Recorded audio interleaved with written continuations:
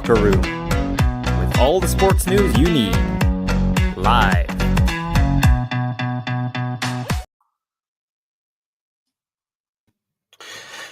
Hello, very good evening to welcome to summer, as I say, summer football and all that. Remember that conversation, Reagan, but we're not going to go there because we've had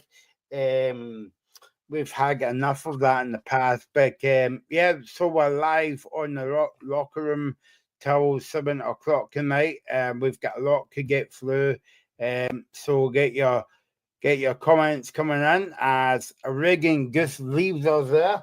I don't know what's happened, but so hopefully Reagan will rejoin us soon.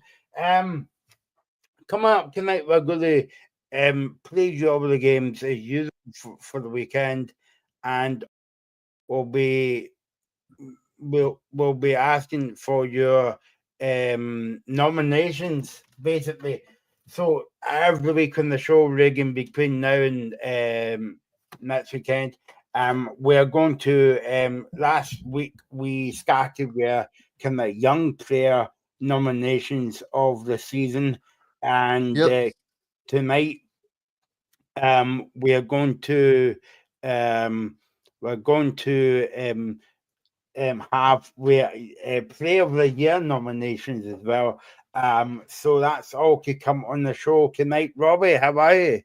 I'm doing good, guys. How are you? Yeah, doing good. well, Robbie. How are you? Doing well, yeah.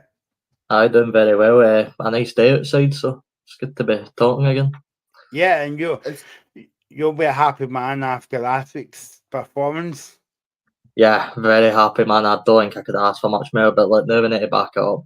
Two still very big games to go before the split. Yeah, so as I was just saying, Robbie, last week on the show we started with kind of like young player of the year. So that's what we're going to pick with player of the year. So you can comment on it, and I'll get Robbie and Reagan's thoughts on the player of the year between 7 o'clock, and then next weekend we'll do the manager of the year. And then the week after that, we're going to do something a wee bit different, guys. We're going to pick the locker room 11 of the season, so that's going to be quite interesting. Yeah, looking forward to that, Michael. So get your comments coming in for that one as well. I was going to obviously it's been on the cards this week about making the league bigger or smaller. But I thought, well, we're not going to go there because we've spoke about this for about 10 years and nothing's going to change in Scottish football. So, but if you want to make a comment, you're welcome to. We're on Facebook, YouTube, and X tonight as well. And while you're doing that, I'll get your take on the weekend's games as well. And also later on, we'll look to the Scotland women's football team there in action tonight as well. So we'll get your take on the games. Right, guys. So first up, we're going to head into Sunday, and 12 o'clock kickoff, McDermott, Park, Reagan, St Johnstone against Celtic.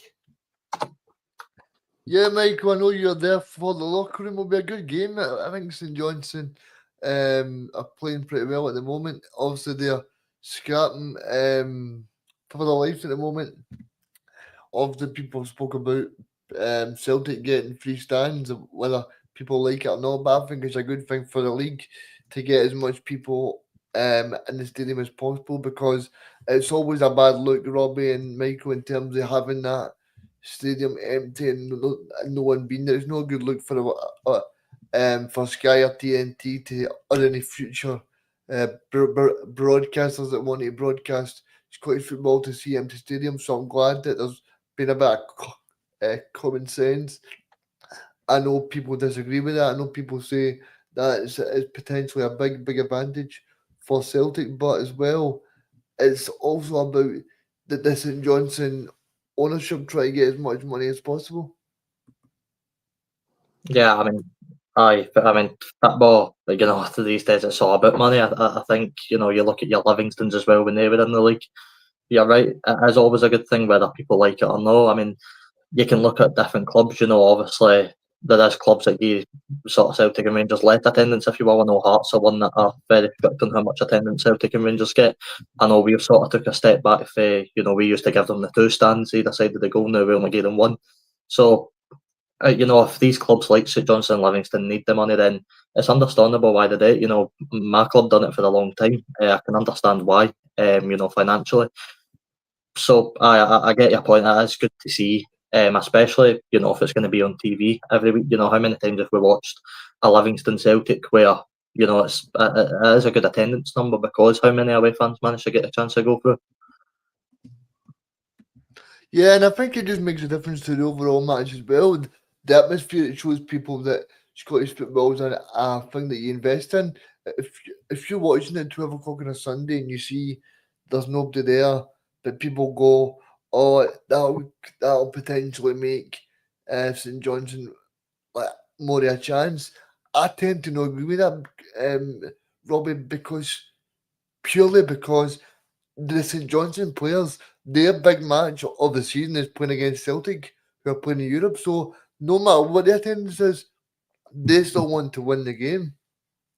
Yeah, I mean, they'll always want to win the game. I feel like the situation between St Johnstone and maybe a Livingston is slightly different. I look at a Livingston game and their big money game for the season is playing Celtic or Rangers, but at the same time, it's hard. I can imagine for the players it's quite hard when you're walking out to a full Tony Macaroni arena and it's full with Celtic fans instead of, your own sort of fans, which again is only a good thing for the club and, a whole, but I do imagine it is quite hard. Whereas, you get McDermott Park, it's not exactly, it's not empty.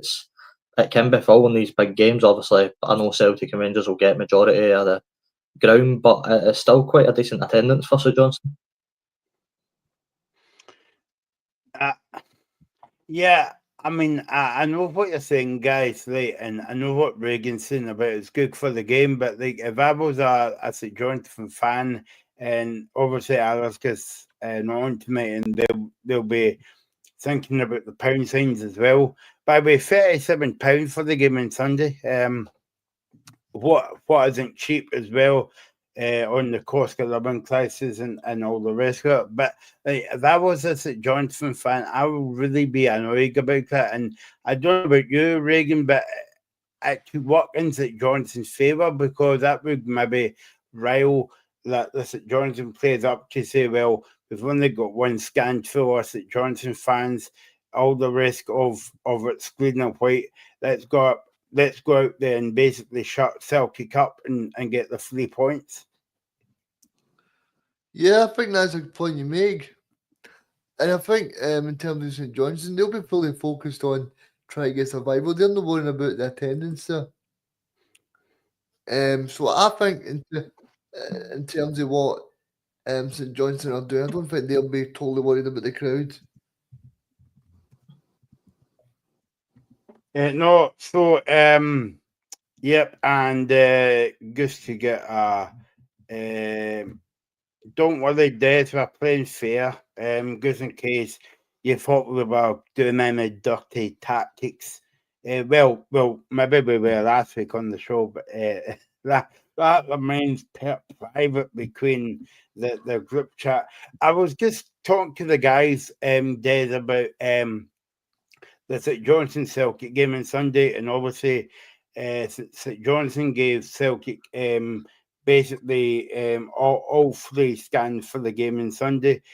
And I was saying to the guys, it doesn't look good for the game. Reagan thinks that it does look good for the game, and maybe it does for a kind of like TV spectacle of the game. But for me, like if you were a St Johnstone player, you would be basically wound up for the game to say, well, we'll basically shut the Celtic fans up by coming up here and paying all that money, and we're going to win. That's going to spur you on, I think, Des.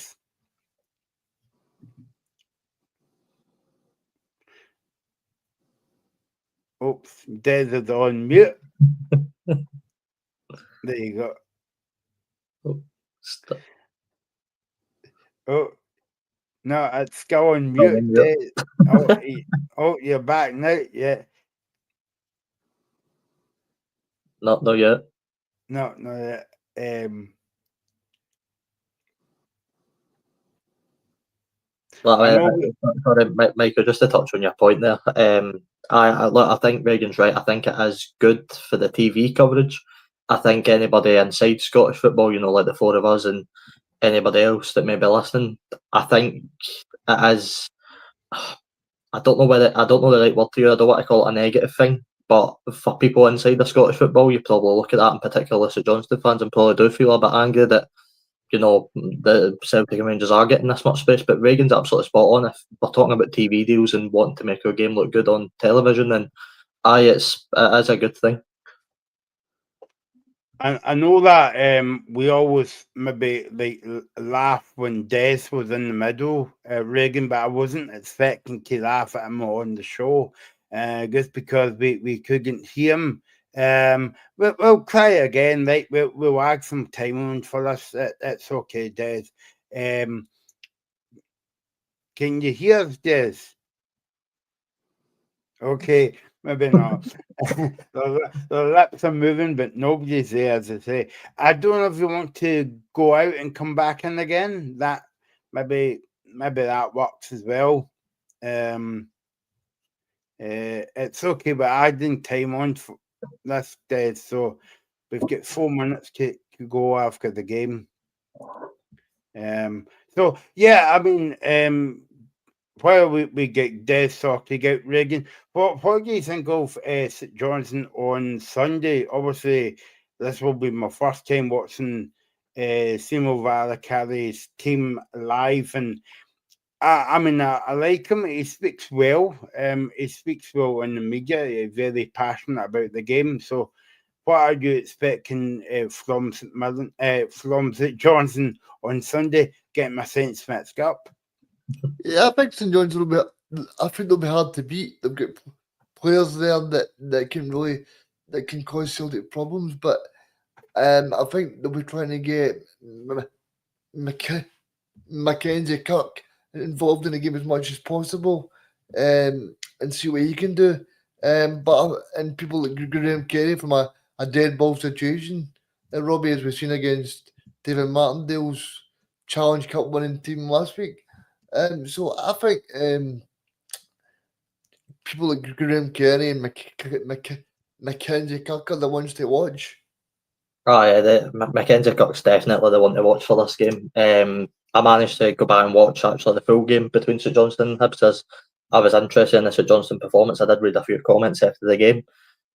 I thought, that they will always be up for the game against Celtic or Rangers at home. That always happens. But against Hibs, I don't know if any of you guys seen the highlights, but I thought St Johnstone looked really, really flat in this game. I think they had one shot the whole game.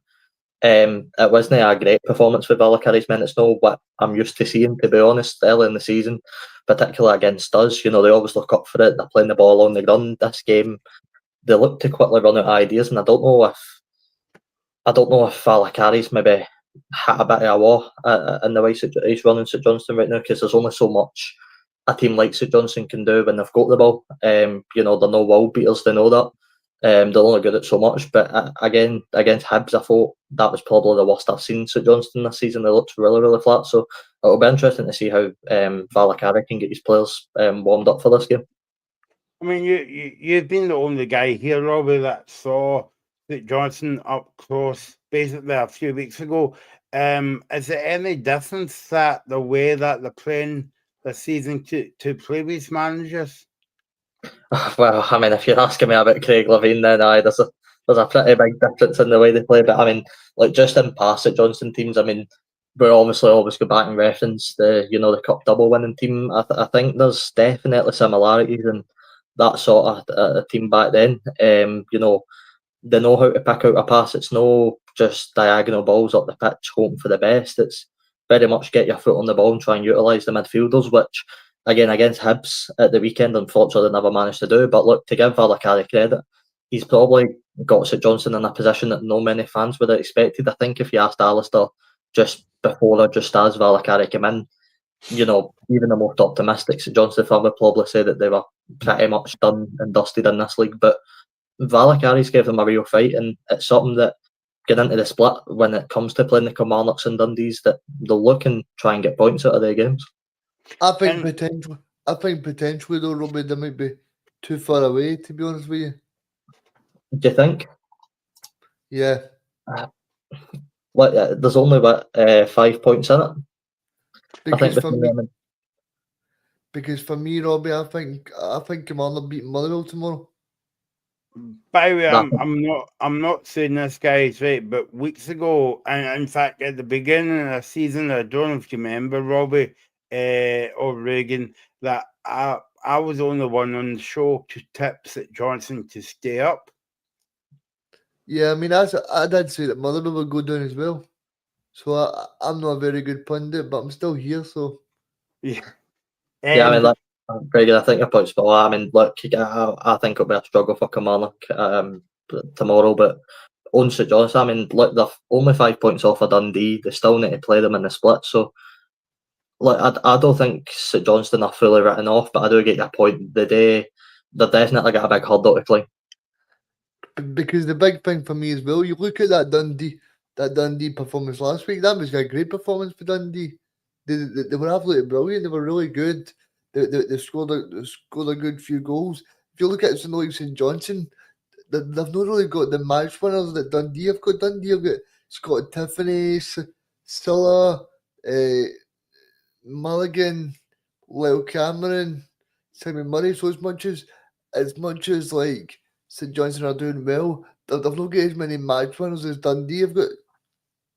Yeah, I mean, St Johnstone have only scored, I think it's 3 goals in the last 5 games. So, you know, they're not a scoring team exactly. They try and fight for every point they get. But I think getting into a split, I think we'll see how the next couple of weeks goes, because it is very interesting. Obviously, we play Dundee, so that should be an interesting one as well. But getting into a split, I think every match in the split, I think I'm actually more intrigued this season in the bottom 6 rather than the top 6. Even if we were to get top 6, I still think I look at that and go, there's a couple of teams in there. You know, you've got Killie, Dundee, St Johnstone. They're all sort of in that battle for that relegation spot. So it's very tight down there right now. It's going to be good. And that's for Celtic, Reagan. It's a bit kind of unusual because obviously Celtics went from a bit of Tom Jones in there. It's not unusual. Yeah, well done. Yeah. Because Celtics went from like September to say maybe February, the Champions League and maybe the League Cup games, but it's a bit unusual because they went a full week. In fact, this is a second cold week without a midweek game. Yeah, I mean, it's just great for them. I mean, I think Celtic will push on now. They'll get this home match, then they're playing Kilmarnock where they can potentially win the title if there's drop points at Ibrox tomorrow. So, I mean, there's big implications of these matches, and the big thing for Celtic is they've got a full week now to prepare, so that should see them through. And I think, to be honest with you, as much as I'd like to see St Johnstone do well, I think Celtic are having far too much for them. How much do you think St Johnstone need to test Cincialo? Because am I right in saying Schmeichel's out for 6 weeks? Is that what Roger said? Yeah. I mean, even though Schmeichel wasn't training today, do you know that, Robbie? Really? He was there. Yeah, he was training today, but Brendan Rodgers said he's been told by the doctor that he can only use his feet. He's not allowed to use his hands yet. That would be funny. That would be funny to watch him training, not being able to use his hands and go. So, I mean, it just shows you... He wouldn't be doing head shoulders, knees and toes then. It just shows you, to be honest, guys, that the difference in goalkeepers nowadays, that you have to use the ball with your feet. But it just shows you as well the willingness from Schmeichel, because a few years ago, I'm not being disrespectful to a few players when I say this, but a few years ago, you'd probably think of a time where players get injured and you wouldn't see them for ages. But fair play to Schmeichel for still wanting to be around the group, because it must be still a good thing for him, because it must be so isolating when you've been injured for a while and then you're not seeing the same group all the time, and you're in the physio room recovering, or the gym, or you're in the hospital. It must be difficult being injured.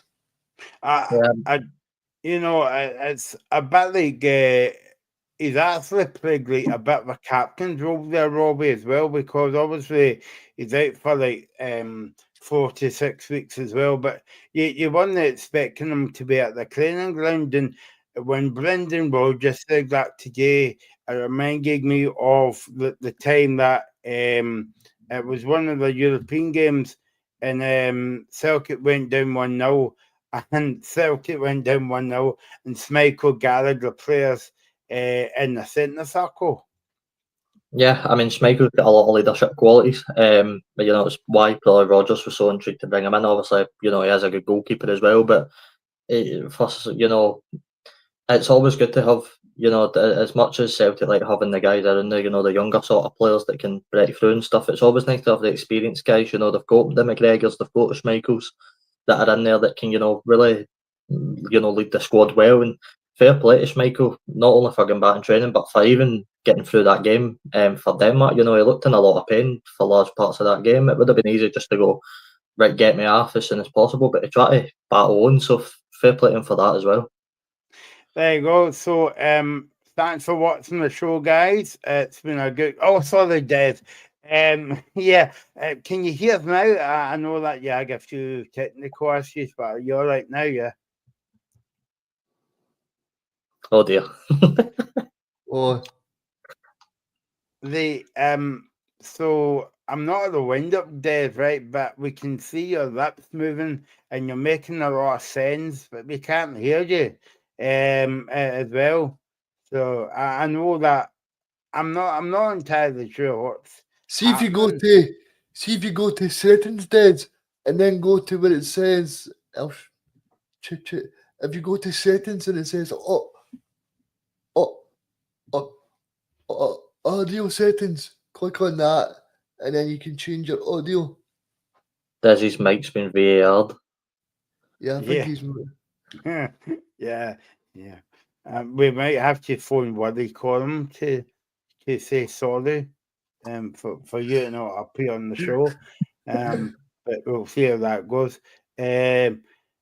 Yeah, obviously from kind of like a kind of Celtic view, they're just kicking off the games now. Obviously, they've got the game tomorrow, and they've got a big game next week against Kilmarnock, and then a big game in the semi-final against St Johnstone on Easter Sunday. Reagan. Yeah, Michael, a massive game. Sorry, my phone's just ringing. That might be That dead. might be dead. Yeah. That might be dead, or else the SFA are phoning us saying what's happening with Des Rogers. I might be. I think it's best if Robbie takes this. Yep. Yeah, no, look, it's a big. It's all happening tonight, Robbie. I know that every VR machine's breaking down in everybody's house. That's but no, look, it's a very big few weeks for Celtic. Obviously, that big match against Kilmarnock in the semi-final. I think this is a good chance to get a taste of what the semi-final's going to be like. Obviously, it's a different sort of stadiums and atmospheres, but it'll be a good taste of what's to come. But look, the main message for Rodgers to the players will be just get the job done. Get into these games where it's not going to be easy. So Johnson will make it hard and just try and graft at the 3 points, because they'll know that they'll be keeping an eye, as much as Rodgers and everybody else at Celtic when they admit it, they'll be keeping an eye on Rangers messing up against Hibs, because let's be honest, Rangers are prone to conceding a few goals right now, so they'll be keeping a bit of an eye on them. I know Ben interested to see Reagan about the pitch, because as we all know, the Johnson pitch has not been the best this season as well. We've had nice weather this week, and I don't know if that's going to sort the pitch out, or maybe the pitch is going to be a leveler for the game on Sunday. That's going to be quite interesting to see that. I don't really know if the pitch will play its part, but obviously the last time Celtic went there, Michael, was a 6-0 victory. So they'll be hoping that they can get something similar at this stage of the season, because that'd be the perfect tonic wine in the sun. You know, it'd be absolutely brilliant for them. And I think in terms of what Celtic are doing, I would like to see a few young players given a chance, like John Joe Kenny. Maybe see Greg Taylor get a wee swan song, because I think it's important to talk about him this week, Michael. I mean, you've not brought him up so far this week, but Brendan Rodgers spoke this week about Greg Taylor moving on, that he tried to persuade him, but it's not about money, but Greg Taylor didn't want to be sitting on the bench. Yeah, there's a lot of talk I'm going about at the moment. Is it going to be the next Mo Johnson and cross the road? But I very much doubt that, Robbie, that's going to happen. No, I'd be surprised if that happened, to be honest. I was going to say to you, Robin, right? Well, obviously you're not a Rangers supporter. We all know we are sitting on top on right there. You might just be putting that sitting on top on at the sky. Can I give that away, Reagan? You should see the wall. You should see the wall right there. It's just all Rangers. Big eyebrow. He might be putting that on as a disguise. I mean, don't forget, Chick Young likes to pretend he's a St Mirren supporter. Another Wolves Morton, ain't it, Robbie? Oh God, don't go there. And I mean, Chick Young says he supported St Mirren all his life. No problem, Chick. Anyway, I think in terms of this, it would be interesting, Robbie. I mean, I don't know about you, but if you supported Celtic, would you join Rangers? No, I don't think so. I mean, like for a St Mirren fan, I don't think I'd join Morton either. So you know, although the rivalry's not as big as obviously Celtic and Rangers, I still think it implies. I mean, look, it's always an interesting situation because your mind as a player instantly goes to money, doesn't it? In football, let's be fair, every player I'm just thinking a few players that went from St Mirren to Morton. There's been quite a few. Yeah, a former St Mirren captain, John McGann's brothers, went there as well. Stephen. Yeah, Stephen, who's currently managing our under-18 team. We've had Jack Baird cut Broadfoot. I think Callum Waters went to Morton once as well. So we've had quite a lot of players go there, but like obviously that's not as big as Celtic and Rangers. I think if you were to ask any sort of Celtic and Rangers fan, would you go to the other club? They'd probably laugh at you until you know. It's just as simple as that, really, when you're talking about the two clubs. Well, I mean, you even look at somebody like Kenny Miller, Robbie, who's a Hibs supporter, who pretends he's a Rangers supporter nowadays and goes, "Oh yeah, I'm not Rangers," but he supported Hibs as a boy and whatever else, and he joined Rangers and then he joined Celtic. Remember the celebration he did against Celtic? Remember when he took his top off and ran about? Michael, I think we're going to have Chick Young and Kenny Miller on the show next week. Yeah, yeah. They might be in Desi's house now. Maybe that's why he's getting cut off. I don't know. But let's go see what the manager say about the game scene with Varakari. So last week we didn't do well, but now we have to move on. But it's going to be a tough game. I think the thing I like about Celtic is they don't stop, but it's our job on Sunday to stop them because we are at home. Meanwhile, Brendan Rodgers said that our players has been great this week, and St Johnson as a good team. It's going to be a tough. They're going to be a tough test, and they've got a good manager as well. Reagan, I know I'm going to ask for your player of the year later on, and obviously people can comment on it as well. But Desmond Maeda won another player of the month. Do you think he'd be as well to can I keep the big? Do you think that they should just give him the player of the year now? I think they should, Michael. I mean, is Is that your dog in the background? I hope not, because I'm in myself. All right. Nah, it's outside my back door. I don't know how you can hear it, but aye. It's a Morton fan.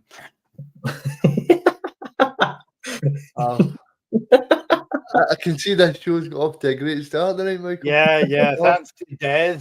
And now Des is away. He's away at the back door. He's been sent off. Aye. He's sending himself. He's sending himself off. I think in terms of what you're saying there, Michael, about two of the managers talking about the match, I think in terms of St Johnstone, they'll be looking forward to this match. But also, Robbie, it's a bit of a marker for the players to put down ahead of the semi-final, because they don't want to go into the semi-final and go, right, well, the last match we played against Celtic was 6-0, but then see if they can do this one and maybe it's a 2-1 or a 1-0, then it's a close match. But see if they go in there and they get beat 4 or 5, then the players are going to be dreading it and thinking, right, wink, how quick can we get off this park? Yeah, I mean, this game is huge for that semi-final. I was listening to Balakari just after the Livingston one, and it was interesting to hear him speak about the semi-final. Like, I almost want to say as if he thought it was already over at the time. He was speaking, we're just going to go to Hampden now and see what happens and have fun on the day. And that's all well and good. St Johnstone and us and, clubs down this sort of side don't get many trips out of Hampden, which is a fair point. But as a manager, for me, you've got to be looking at that and going, all right, Celtic right now, and they could blow St Johnstone at the water. But I think every Celtic fan would say after that Hearts game that it's no vintage Celtic right now. It's not exactly the prime Celtic that we all expect. It's been very much scrappy. I heard Hearts got unlucky not to at least have a goal after the weekend. So I think Valakari should be looking at this semi-final in particular and this game going, well, that's a bit of enough Celtic right now. I know we've not played well, but get the players up for this game and you never know what can happen. Yeah, I think that's spot on, Robin. I think St Johnstone need to take advantage if there's any advantage on Speichel not being available. I mean, Spinazzola, he got worked quite a lot last week. You would have been watching it on the telly. I was there, and Spinazzola got worked quite early on in the game. There's a few chances, and he made a few good saves. So if St Johnstone can get there early and they can try and test the new Celtic number one for the next few weeks, then they may have a chance. But I fully expect Celtic to win. And the great saying that Brendan Rodgers said last year that always sticks from mind now, Michael, is Brendan Rodgers said May is a month and April is a month that Celtic is a football club. Make sure that they become alive, and I think that's great. I mean, this is the kind of business end of the season, and this is the kind of season where people like ourselves are off for the summer holidays. But these are the time where the players look for it and they look to enjoy, because they want to perform well and potentially win a treble. And Celtic's side, and even for Aberdeen and Hearts to go into Hampden and try and get to a final as well, and try and make those supporters very happy, because even though I'm a follower of Scottish football and Celtic and that, I'll never forget that the last trophy that Hearts won and against Hibs 5-1. I'll never forget. I watched the game. Scatchell was one of my favourite players. I remember in 2010, 11 maybe, when he almost signed for Celtic. I don't know if you remember, Robbie, but there was talk about him potentially going to Celtic. Scatchell, and he was one of my favourite players to watch. No, I've not heard about that. I'm a scat man. Sorry. So let's have a look at the other games this weekend then. So we've got St Johnstone against Celtic. We have got we've got Graham's Team Hearts that are on the TV this weekend against Gundy Mikey. Gets brought to see another game on the telly. Saturday we've got a game at Ibrox between Rangers and Hibs. Dundee and St Mirren. I think Robbie will be interested in that one. Ross County against Aberdeen, and the Old Kilmarnock against Motherwell. as well. Guys, let's talk about the game, the second game of the weekend then, between Hearts and Dundee United. Have to kick off, by the way, for that one on Premier Sports. Yeah, I mean, should be a good game. I have got to say, Michael, I'm no in Dawson broadcasts here, but fair play to Premier Sports this season. I mean, they've really stepped up to the plate, because there's been a lot of weekends where Sky have not shown games and they've put on like Dundee against Dundee United and Dundee against Aberdeen. There's been a lot of good matches. It's not just your typical Dundee against Rangers or Celtic away to St Johnstone. It's your typical matches that you probably wouldn't see on Sky. And that's what I like about Premier Sports, Robbie, because sometimes we live in the goldfish bowl in terms of like, oh, St Mirren's playing Celtic, let's put that on Sky. Rangers are playing Ross County, let's put it on that Sky. But they don't talk about, they don't show other games like, Dundee United against Aberdeen, or this weekend Hearts and Dundee United. So I think that's what I like about this Premier Sports, Robbie. Yeah, I mean, Premier Sports have done a very good job this season. It's always feels like it's the same on Sky. You get the same type of games with Celtic and Rangers. You get the same punditry box. It's always disappointing. And it's always the same weekly. But with Premier Sports, they've really mixed it up this season. Even so much as last week when they had Ross County versus Dundee United on the TV as well. Just having games like that, it makes it a bit more interesting. And this game as well, coming up at the weekend. I know Graham mentioned about the semi-final, but in terms of this game, I never thought I'd say this on the show, guys, but come on, Jim Goodwin for this game, for our top six. I actually wanted to win this, so this will be another good game. Reagan, what you're basically right. Okay, like, so the sun's outside. Des has been cut off twice. And Robbie has basically said, come on, Jim Goodwin, for the first time. Thank God I'm sitting down. I mean, lucky you. I've been sitting down for 27 years of my life. But, I mean, I think in terms of what you're saying there about Jim Goodwin, he's a good manager, Robbie, and he's showed it this season. I mean, that was another great game in Premier Sports at the weekend. Dundee United made sure they got the win last weekend, and I'm looking forward to seeing Hearts again, because I don't know what Graham thought about the game, whether he caught the game. It was at the game last week in terms of the Hearts game, because I'm not going to. I mean, obviously I thought Hearts done okay, Graham. I felt the first half they done really well, but as soon as Celtic got that second goal, Hearts kind of the tempo kind of dropped, the belief kind of went. But yeah, I think that this is a massive game for both teams. Dundee United go in it with a lot of momentum as well, because that is a big win as well.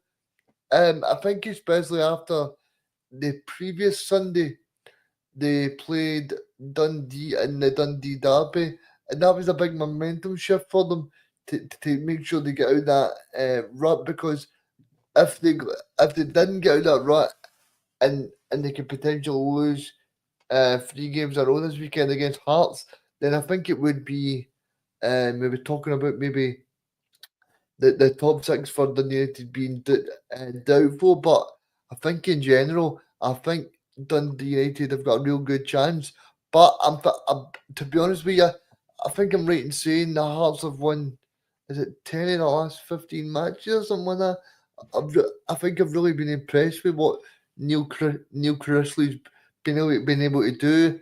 I seen Kabangu for the first time last week in person, Graham. He looks a strong, athletic person. He really was able to show Vickers and Trusty a very difficult match. So I think overall Hearts have got some good players. Obviously, James Wilson didn't really get involved in the match too much. He had a header in the first half that probably should score. it was close, but apart from that, James Wilson wasn't really involved in the game. Robbie, Graham says it's a massive game for Hearts. And obviously, if the results go our way tomorrow, I'm still behind the manager Klitzy, but I know of a number of Hearts fans I know, and that's the thing because Sorry, yeah, I'm just going to ask Graham a question then. Why are Hearts fans no for Chrisley then? Because for me, Yeah. Robbie, I said that record there. I think they've I think Hearts have won the last 10 of the last 15 or something, maybe unbeaten in the last 10 of the last 15. And I think that's a pretty decent record for Hearts.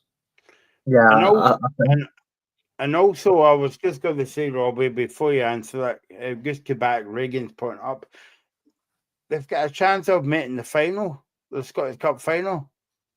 yeah, I mean, look, I think look, I'm not going to speak for Graham. Obviously, he watches Hearts much more than I do.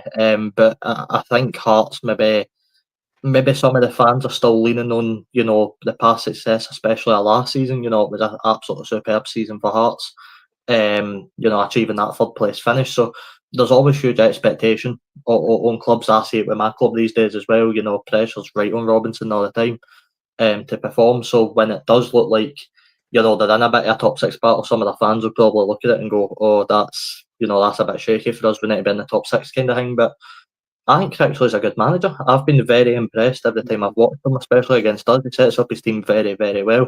I think the players that he has brought in, especially in January, I think it's completely changed that team. I look at some of the defensive signings. I think it's McCart, one that I was really impressed with when it came to Paisley. So Hearts have very good players, and I think I agree with Reagan. I think they have a very good manager in their hands as well. I think once he has this summer, there's no reason why Hearts won't be up competing, right up the table with the Hibs and Aberdeens and stuff. But who was the other guy, Robbie, that scored a cracker against Dundee? Remember he scored two? He played against us in the Conference League. Was it Steinwinder? I think his name is. I'm pretty sure. Aye. Hold on, check that against Dundee. No, Sander Carton. It was. Sander Carton. He scored two fantastic goals against Dundee. And I mean, I think Reagan, Graham answered your point there about he says because they say he doesn't win big games. Well, I don't know if a semi-final is a big game late enough, but anyway, we and also that they're having a good season. They've got a chance of making the top six, so it's gonna a good job. But I mean, going back to the point, Reagan, that Graham was saying about a big game, and I know Graham's being critical and all that. But I mean, what else could the Hearts fans want? Edinburgh. Just to say, Edinburgh Derby's probably the big one. That's probably why most Hearts fans are really frustrated right now, because it's been such a poor record this season against Hibs. Yeah, two derby defeats. One at Boxing Day, I'm sure it was, and then one when Iredale scored that thunderbolt into Craig Gordon at Easter Road. What a goal it was! I mean, I would maybe argue the point with that, Robbie. I know what you're saying, and it would be the same with Celtic and Rangers and all the rest of it. But like Hibs are on the semi-final. Hearts has got a chance of getting to the final and winning it. In fact, all four teams are. So I mean, I don't know what the Hearts fans are moaning about. Yeah, you're right. Look, Hearts, they have a tremendous chance to go and win a trophy here. It's a very much an open tournament now. I know you've obviously got Celtic in there, but again, Celtic are playing to the absolute maximum right now. So Hearts and Aberdeen especially will be looking at this and going, one of us are going to the final here. We've got a real chance to go and try and win this. But look, you're right. I do feel like as Hearts fans maybe not appreciating what they have right now, because in the short amount of time that Crixley's had in that Hearts team, he's had one window and he's actually brought in some players that have really improved the team. So for me, and I think as well, Robbie, people like Robbie Nielsen, right? Robbie Nielsen had a very good record against Hibs, but he still didn't win anything. Yeah, but I feel like there will always, Graham says in the comments, there'll always be pressure on a Hearts or Hibs manager to win your big derby games. That's the ones that they'll look at and go, right, we need to win this, because you always want one of your rivals. So I think instantly that added a bit of pressure to Crouchley, but I'm sure Graham would agree that it's been a relatively good season if you take away obviously what Naismith done beforehand, and you focused on what Crouchley's done. It's been a pretty good season. They'd be higher at the table anyway, and even still they're in the semi-final. So I think if Crouchley can get a good summer window in, which I believe it will, based off of what I've seen in January, then there's no reason why Hearts won't push out the league again. And I thought Dundee United, Reagan, they'll be coming to town and buoyant by a massive away win last week up at Ross County. I think there'll be a massive Dundee United supporter at Tynecastle, because the fans are fully believing, and that's fair play to Jim, as much as Robbie doesn't particularly like him anymore. That's fair play to him, because he's turned his career around now. And I think even the most optimistic Dundonian Dundee fan would even say to themselves, we probably wouldn't expect ourselves to be in the position we're in. So fair play to Germany staff for doing it. And obviously, they'll be going into it on Sunday and thinking they can win the game. I mean, there's no doubt about it. I think Dundee United, I think Hearts will be the favourites, but I think Dundee United have got players there that can win the match single-handedly. Yeah, I mean, you were saying about Jim Goog. You hope Dundee United wins on Sunday. That's the first time that you'll say that on the show, and I bet you it'll be the last time you'll say it as well, Robbie. But never mind, you've a very humble pie a few times on the show, and it's nice. Me and Reagan's it before. It's nice with trips as well. Yeah, I might take some at the end of the season as well when Motherwell don't go down. Yeah, well, yeah, and so what do you think of Dundee United so far last season? I mean, I've been impressed with Dundee United under Goodwin. Yeah, like I know I come on the show quite a lot and give Jim Goodwin this or that, but I do think he's a good manager. Like, I'll never doubt him. He's probably one of my heroes growing up watching someone, so I'll never fully hate him that much as you think. But for us, I'm being a wee bit biased here. I really need us to Dundee United to win this game for our sake, because if we were to catch Dundee United now, it'd be solely on goal difference. So basically, we're relying on leapfrogging Hearts, which is going to be tough. But why can Dundee United know that? I mean, look, I've watched them a few times this season. I've watched them against us twice, and they've beat us 1-0 twice, so that's been fun. But I did get to watch them as a sort of neutral standpoint in the Dundee derby, and that was quite recent. That was probably the last game I got to watch of theirs, and I've got to say it was a pretty poor performance for Dundee United. They didn't show up at all in that big game, and then obviously they went away to Ross County. I did manage to see that as well, and again, I didn't think they looked, they didn't look superb, but they got the job done. So this will be a pretty big game for 4 teams that are in the top 6 area. All teams at the weekend really need a win, but there's no reason why Dundee United can't go to Tynecastle and pick up a win. Saying that, it'll be a tough game. They know what they're up against with Hearts, but I think it will be about can Hearts break Dundee United down. The longer the game goes on, Jim Goodwin, he loves his defensive football. It's what he's good at. It's his strong point as manager. He can get after these results. So it'll be interesting to see if they can do it again. But I'm being a wee bit biased here when I'm saying I really hope they can. Remember, we're still looking for your nominations of the Player of the Year. I'll be asking Robin Reagan very soon. So get your thinking caps on, guys, and get your comments coming in. We are live on Facebook, YouTube, Instagram, and X as well. So get your comments coming in for your Player of the Year, and we'll speak about it later on in the show. It should be a good game on Sunday, Reagan. But as you were saying about Dundee United, they'll be taking a big support on Sunday to Tynecastle, but also it's going to be a completely different atmosphere from that they faced last week up at Ross County. Yeah, it's going to be intense. I love Tynecastle. Been there before. I've told people this I went to Hearts 4, Hamilton Accies 0. Jimmy Walker scored in the match. It was a great game to be involved in. The wheelchair platform was great. I enjoyed my day at Tynecastle. So that's the only time I've been to Tynecastle. Graham still not invited me. Come on, Graham, I'm made an invite, mate. One thing, sorry, just one thing we've not touched on quickly. It's been just over a month, 2 months now since Sam Dalby scored, who was in running for top league at some point. That'll be pretty big to see if he can get back on for. I think he's doing that, Robbie, on purpose. I'm no Sam Dalby's lawyer, but maybe because Dundee United are wanting to sign him on a permanent deal, maybe he said to him, look, you need to dry up because people in the Premier League are a championship building that you better watch. Or maybe you think probably that there's not a decent mate out in Dundee.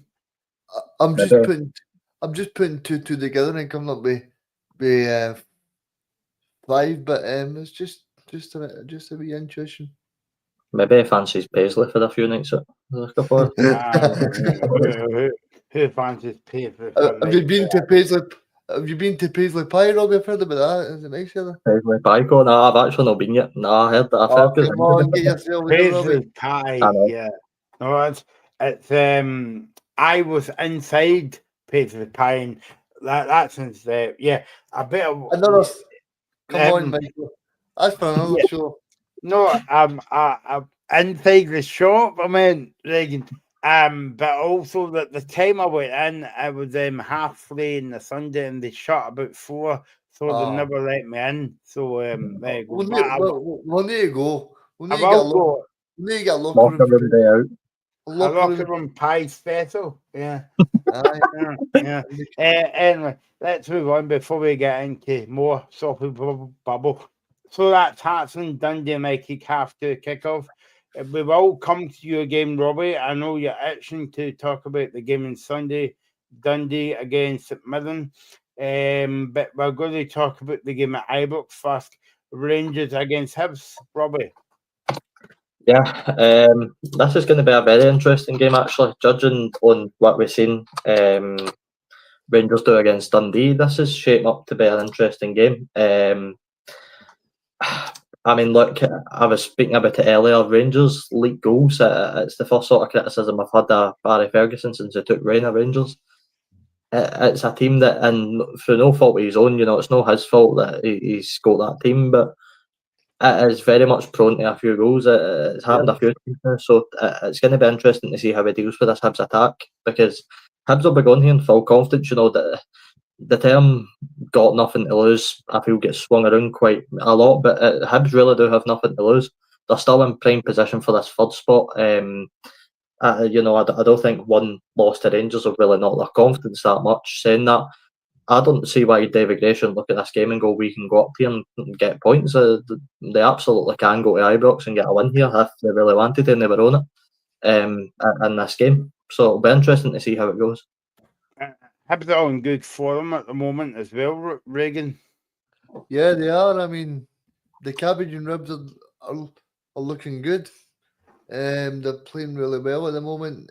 David Gray's got them playing well. I seen David Gray at the Hydro the other day. He was singing. He wasn't. He wasn't doing the football man. Oh, no, he was sailing away.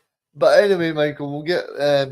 I think in terms of the job David Gray is doing at the moment, I think he's doing a very good job, and I think he's in contender for as you spoke about before, for the manager of the year. I think he's a genuine contender for the manager of the year, and I think Robbie's spot on. I think they've got a genuine chance to go up to Ibrox and win the match.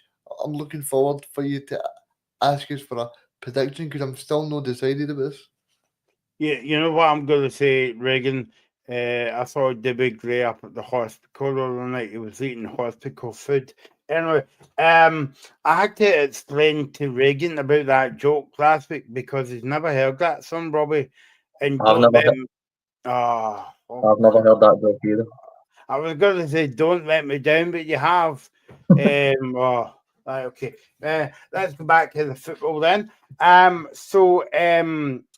it's going to be very interesting how Rangers is going to cope, because am I right in saying that this is the first game at home since they got defeated by Motherwell? Yeah, but I think it's. Apart from the Fenerbahce game at Ibrox was the second one, but the low start as well, 2-0. And I think if you're Barry Ferguson, you want to get that home form fixed, because Rangers have got a massive game, which we'll be building up to on Thursday night in the locker room with Robbie at quarter to 6, and then at 10 on Thursday. So please tune into that. I mean, should be good. So hopefully Rangers can do well in Europe. But I think in terms of tomorrow, I think psychologically going into that, Rangers will be looking to try and get the 3 points, and also a very good performance as well. They don't want to be kind of taking the foot off the gas. I want to ask you, Robbie, in terms of just a question here, do you think Barry might rest a few players for this game? I know potentially Cherney's not playing, but do you think Barry might rest a few players like Raskin and Diamandi?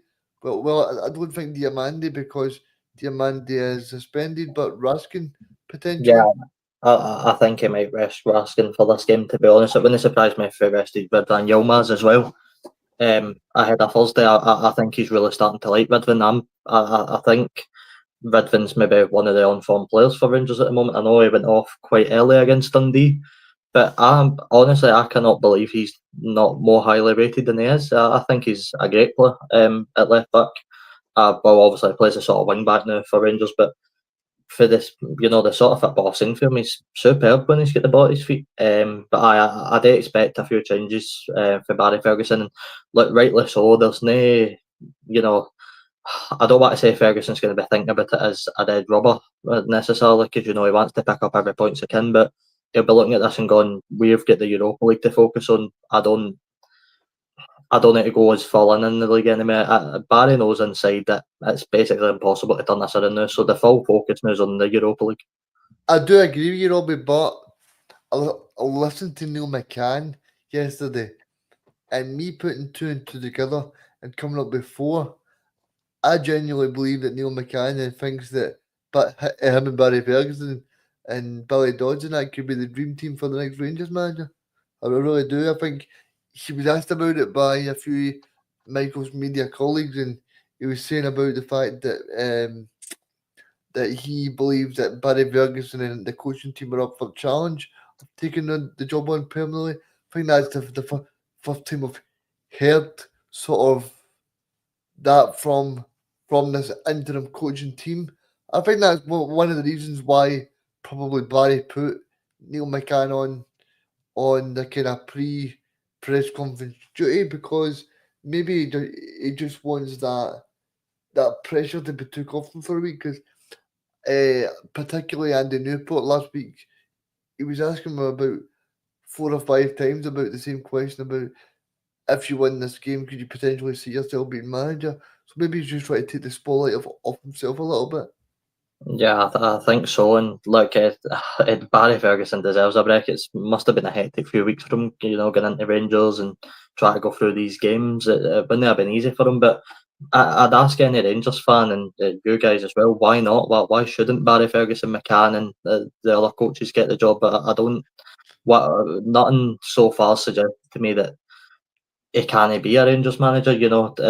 That's a Rangers team that if they went to Dens Park and they were 3-1 down when they were, Philip Clement's Rangers team don't bring that back. That's Dundee win that comfortably. Absolutely no chance. That's a fantastic point you make, Robbie. And I think it's worth mentioning as well that I think that this is a mentality shift that Barry's potentially done, as he's changed that, because I listened to Frank McAvenny talk this week in the media, and he's basically saying that he believes that players nowadays are too soft, and sometimes he was saying that he would have loved to have been a fly in the wall, Robbie, last week when Rangers go in 2-1 down against Dundee. He said, I bet you Barry was shooting and balling, but he said, I bet you Philippe Clement was just like sort of not as passionate as Barry would have been. Barry would have been telling the players exactly what he felt. There would be no holding back, and he would have told the players the exact truth. Yeah, because it's but to Barry Ferguson, it's his club. He's it's not just picking up any random club and going on to try and manage them. He cares about Rangers. He wants Rangers to win every game, and I think, like some coaches, and I know you mentioned about some being soft in that sort of area, but I look at substitutions these days as well, and I think managers are too harsh, too lenient to go full in with substitutions. I look at half time in that game against Dundee, and Philippe Clement is not bringing on Bailey Rice for a corner bar in a game of football. That would never happen under Clement, but Barry Ferguson has, he's he's good enough to see that change and go, let me get Bailey Rice in the action, and Hadji, I think, came on as well. So, Barry Ferguson's no scared to make these type of changes if they're needed. And I think the players as well, Mike, sorry to cut you off there, I think the players as well notice that kind of change in mentality as well, because they're buying into it. See, when they go 2-0 down, I think Dessa's still had about 10 chances in the game. So it shows you that the players are still buying into what they're saying. And for instance, see when Rangers went 3-1 down, I said Rangers are still in this game. And then when it goes 3-2, I was expecting Rangers to win the game. I was saying I can see Rangers doing this. And there's not been a time over the past 2 or 3 years, even under Philippe Clement or Michael Beale, where I was thinking Rangers could win this game. Obviously, Rangers were prone to a wee penalty now and again, where you could laugh about it and go penalty to Rangers, but there wouldn't be a time where you would think Rangers are going to score 3 goals and win the game. So it's fair play to Barry Ferguson, fair play to all the coaching team and trying to install a different mentality into the players.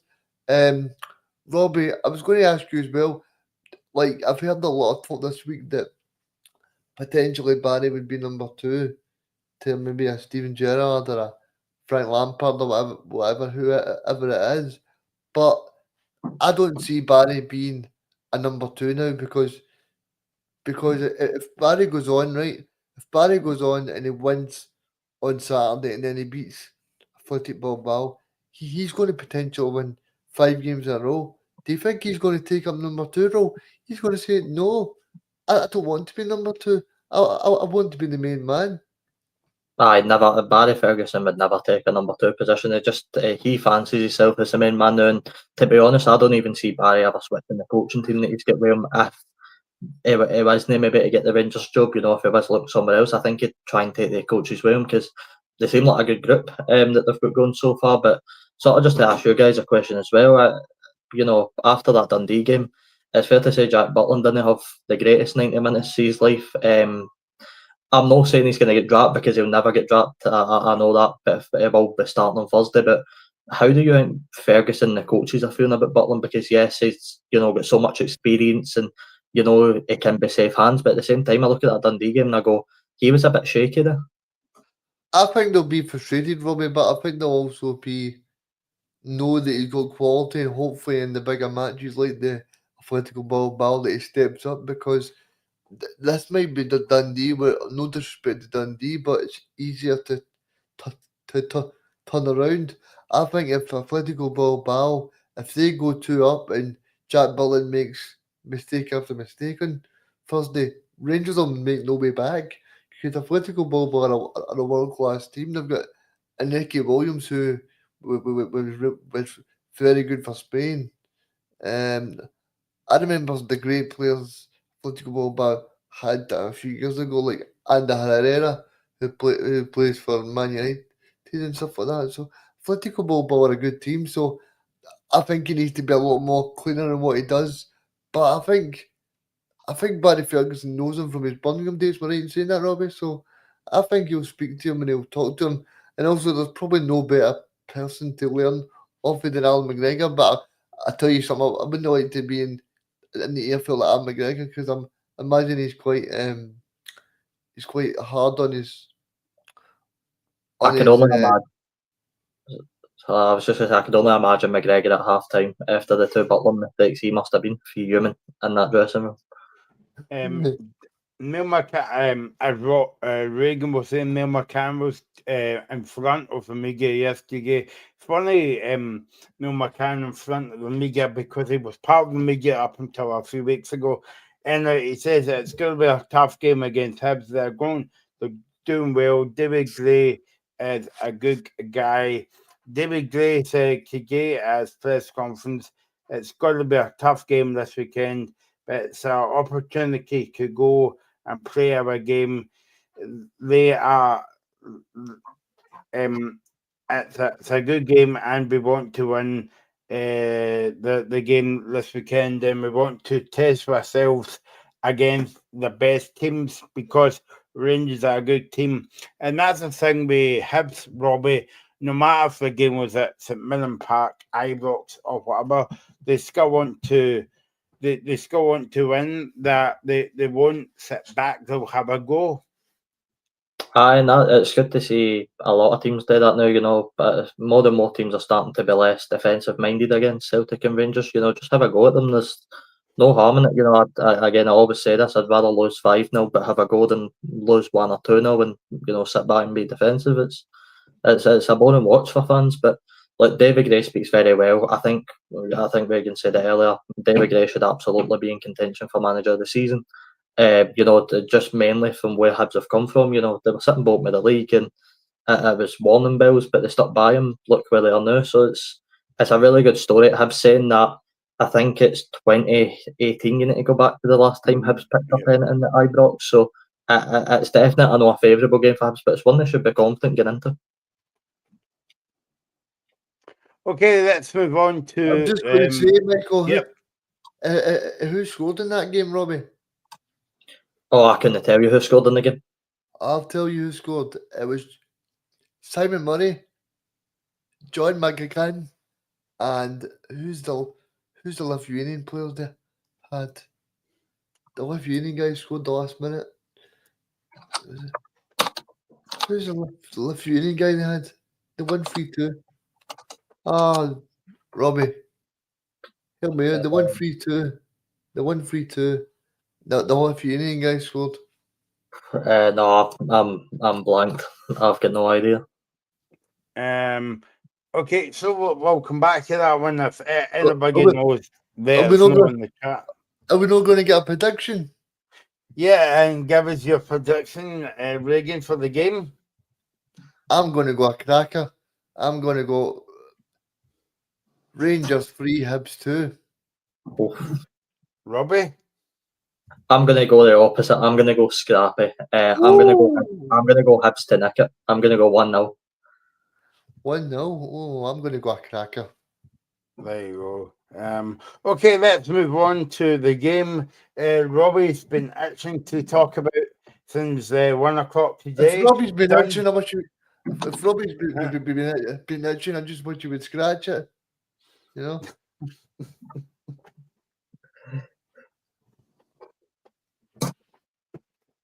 sorry, Mike, when you go. This is a brilliant show, by it's always brilliant to have you and Robbie on the flag, and you cheer me up for the weekend. And this is Reagan's after the show. He's going to be appearing at the Comedy Festival next week. Oh no, it's finished. You won't be comedy. Yes. Yeah. Dundee against St Mirren, Robbie, tomorrow. Aye, it's a cracker. It's set up to be a very good game. I said to my dad earlier, if I had a quid, I'd stick it on Joe Shaughnessy to score a header, because he's done really well since he come back. That's my main fear for the game, actually. I really do not want Joe Shaughnessy to score in this game. I cannot stress that enough. If he scores, I will be so gutted. But look, it's hard to speak about this game and not speak about last week against Kilmarnock, because what a performance that was. I mean, we absolutely run them off the park for the full 90 minutes. So getting into this game, I'm feeling very confident that we can go and get the job done against a Dundee team that, look, I know they put in a good performance against Rangers, but I feel like they'll be feeling deflated after that. You know, that is a gut punch to lose the game in that fashion, especially after being 3-1 up. So although they'll still be feeling confident, I know the Doc will be trying to, hype his players up and get them up for the game. I think they'll be low in confidence after that sucker punch against Rangers for us. And I know, obviously, you've been speaking about manager comments. I was interested to get your guys' thoughts on what Stephen Robinson said, actually, because he was speaking about, our team deserves much more credit for being where we are. We're battling top six. We've lost 3 players this season. I don't want to be too biased, but I'm speaking about managers of the season. Robinson should be right up there for me. There's no reason why no. He's no won it, no, he's not done it, and got us into Europe exactly, and it could still. But I look at what he's been through this season with the players that he's lost. Not been able to replace them until January, and all that stuff. And I look at the squad that we have now, and I'm going, he's managed to somehow get us battling for top 6. That to me screams a manager of the year contender. I did see that press conference today, Robbie, and I thought, I don't know if you saw any of it, Reagan, but it makes a good point, because basically he was saying that, as Robbie put there, that the team every season, maybe for like the past 2-3 seasons, St Mirren doesn't get the credit that they deserve. No, St Mirren have been brilliant the last couple of years, and Stephen Robinson's been a big part of that. He's beat Celtic, he's beat Rangers not so long ago. And I think in terms of what he's actually done with St Mirren, I think sometimes it's a bit underrated, Robbie. What he's actually done with the budget and what he's done with the players. I see all Lasagna's been linked with Rangers. Robbie, you're hoping you can hang on to him?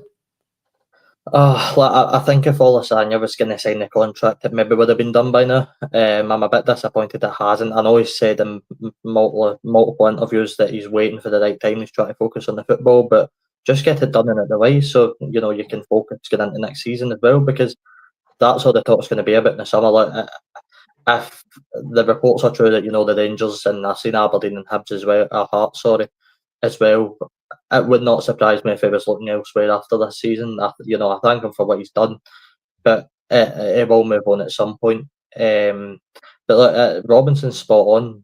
We do not get enough credit, in my opinion, for sometimes even our own fans, to be honest with you. St Mirren are not a top 6 club, and I say that very lightly because the last 2 seasons we have been in the top 6, but financially, we are nowhere near a top 6 club.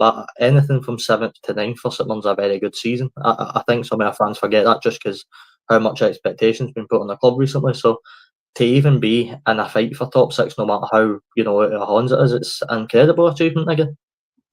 And this is the Makahara derby, Robbie, tomorrow. Say that again, sorry. This is the Makahara derby, because obviously he played for Dundee and also is at the Saints now. Yeah, it's a Joe Shaughnessy and Trevor Carson derby as well. They both formerly played with us, so that'll be interesting. Don't imagine what type of reception Trevor Carson's going to get right enough after our fans, but I hope Shaughnessy gets a nice one. Shaughnessy's probably one of my favourites among captains that we've had, so to say, if he was to score into us tomorrow, I'd be very, very disappointed. I did read news earlier about Dundee. I don't know if you guys have seen it, about a potential new stadium that they're looking to maybe build at some point in the future. I don't know, that's quite interesting. No, Robbie, I never thought, no. No, Robbie, I've not heard about that, but I think that'd be a great thing for them, because the stadium at the moment is not really looking the best. I mean, it was only this time last season, Robbie, that they had to cancel the stadium every few games after the rainfall and the pitch as well. It's not that. I don't know if Robbie's been to Dens Park, but I'm actually quite surprised that they got a safety certificate for Dens Park. and I don't mean that in a funny way, but it's like it's very kind of like run down, and when you go on the ski game, it? it's not really safe. I've been, Yeah. I've managed, sorry, Ray, I've managed to go to Tannadice in Seaden's part. I've never actually been inside it, but I can only imagine what it's like to be in there because we've seen it multiple times, especially last season. It was very much, the games were getting cancelled nearly every home game for Dundee at one point. I remember how bad it was. So it would be interesting to see if they would move to a new stadium at any point in the future. Obviously, it's going to take probably a while to build if they are going to go ahead with it. But I always like the aspect of, I never want to lose the closeness of the Dundee derby, and I know some people don't like it because how close they are, but I think it adds a special aspect to that Yep. derby. I think it Especially, adds aye, very good. especially if people in Dundee have not got money for a bus. You just walk across the road. I always laugh when you see it in the telly, guys, the opposition team coming in the team bus, but they just have to cross the road. Aye, I mean, they could have saved that guy a bit of petrol, for God's sake. Yeah. So yeah, I mean, but I mean, going back to the game, Robbie. I mean, Stephen Robertson's got a point. I mean, every season, St Mirren I don't want to say punches above the weight. That's a bit unfair because of the budget in terms of like, compared to Hearts. Like I think the budget would be a bit more different as well. But I mean, as we saw last season with different teams in the league, you don't really have to spend a lot of money. You can. That's why you've got the youth academy for. Yeah, I mean, I know you said it was a bit harsh, but I think you're spot on with the word. I think we are punching above our weight. Not in the last few seasons, right enough. Based on what we've done, it's only been a upwards progression. But I look overall at St Mirren, and we have we have no right to be fighting for the top six every season. It's good we are doing it, and it's good to see what Robinson's done. But we have absolutely no right to be up here. If we finish 7th or 8th, and we're not near the top six, that's perfectly fine for me in a season. Obviously, there has been expectations put on with fans that say otherwise. Some fans still don't fancy Robinson for some bizarre reason. I think I think we're perfectly, I think it's fine to say we're punching above our weight. I'm fortunate that we've not went in the Kelly direction. It would have been so easy out of the two clubs that we've lost a lot of players out of contract. Kelly, I think it's an interesting situation at Kelly. Obviously, we'll speak about the game later, but they've kept a huge bulk of their squad, yet they've decreased in the league. Now you look at us, we've lost quite a lot of players. We've done quite a few in, but we seem to be going upwards. So it's mental how football works. But I'm just happy that we're still in with a chance. I think it's always important for I'm not going to say a provincial club, bro, because a provincial club, but a kind of a club like that where you're kind of replacing players every year. The way I would kind of say it was the thing that Derek was doing at Aberdeen. He was finishing third, and then he was replacing players like Kerry McLean, James Madison, all of these kind of players, like Marley Watkins. He was replacing these players every year. So every year they were getting like a Jaden Staley, a Sam Cosgrove. They were getting different players, but I think it is important for teams like St Mirren, Aberdeen, and that to be replacing every year, because sometimes it can become a little bit stale for these players. Sometimes, of course, it is great. Like of St Johnstone, they had people like David Watherspoon, and Hibs have got people like Martin Boyle and David Gray, who's been there for a long time. But I think it's also important to get new blood in every year, so that the place has got a bit of freshness about it as well.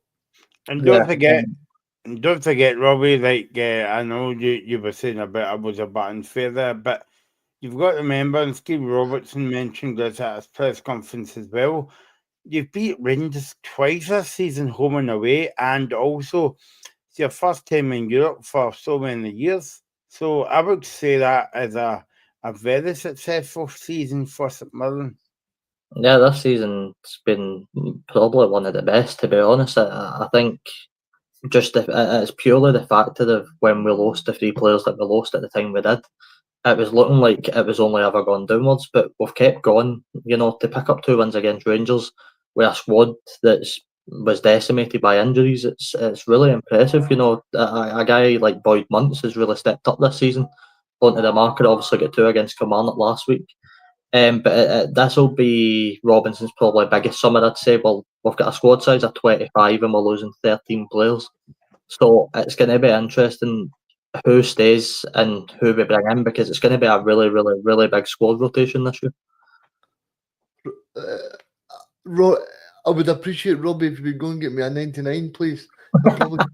It'll probably cost you $250, but it's still called a 99. Michael, do you want in? Oh, okay, let's move on. Yeah, right. You can get Michael a slush puppy. Loves him. Michael, sorry, just before we move on, I'll go 3-1 St Mirren for my prediction. Yeah, thanks, Robbie, for moving on from that ice cream thing, because I was a bit kind of, yeah.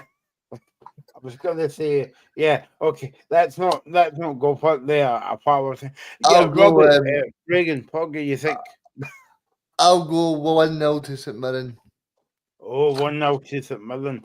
There you go. Let's move on to the next game in the league. It's Ross County against Aberdeen. Now, the thing I really like about these games, Robbie and Reagan, is Aberdeen always kicks a massive support to Dingle, and I think that'll be the same tomorrow. Yeah, I think they will. Aberdeen are still in the hunt for third place. Their season's not entirely over, and they're in a Scottish Cup semi-final as well. I completely forgot about that for a second, but their season's still well and kicking. It's been a very weird Tillene run so far. It's been anything but normal. I look at the Motherwell game; they managed to pick up a win. But I thought at a point, Rima was maybe going to get the win. So, look, for Tillene to get that one is massive for Aberdeen season. It keeps it going. It's a big win. It's a win that they've probably needed for quite a while now, and I think they'll kick on. Obviously, it's going to be a tough game up at Dingwall. As you said, Michael, they're going to take a very good support up there. And Aberdeen will try and look to get the 3 points up there. And I don't know if you've seen the fixtures, Robbie, but if you look at Aberdeen's fixtures, they're playing Ross County, then they're playing Rangers in a few weeks. So if you're looking at this game tomorrow, they'll be hoping that Rangers can beat Hibs and they can go and beat Ross County. And that's massive. And then they can go and beat Rangers at home in a few weeks' time.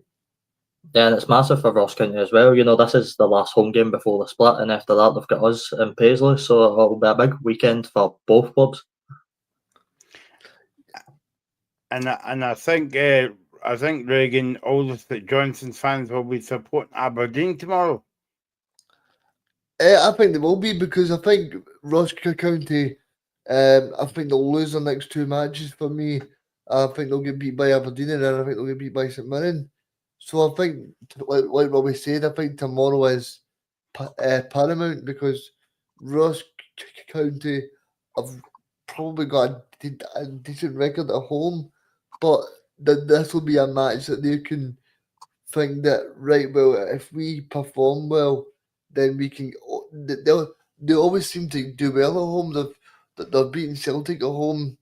Okay, it was during the COVID season, but anybody could beat Celtic at home. Then I think me and Michael could go up there and beat Celtic. But stay on. And then you get obviously they drew with Rangers a couple of years ago. And then they beat Rangers last year when Fleet Kilmore was in charge. So I don't know what it is, guys, but Ross County always seem to pull out the kind of results you don't expect. Yeah, but what we're speaking about managers of the year, and guys like Gray and obviously Rodgers is going to be in there. You're speaking about a Don Cowie Ross County side that it's been built off, how many other transfers they got at the start of the season. That's a Ross County team that most people that watch Scottish football probably couldn't even name the full starting 11 that Ross County put out every week. That and to keep them up in the manner that he has, that's a Ross County team that I look at and go, they're no. I don't think they're, I don't think they're anywhere near relegation. I actually think some Ross County fans are looking maybe above, where they are now to try and push on the league a bit. So I think Don Cowie had a very, very good season for Ross County.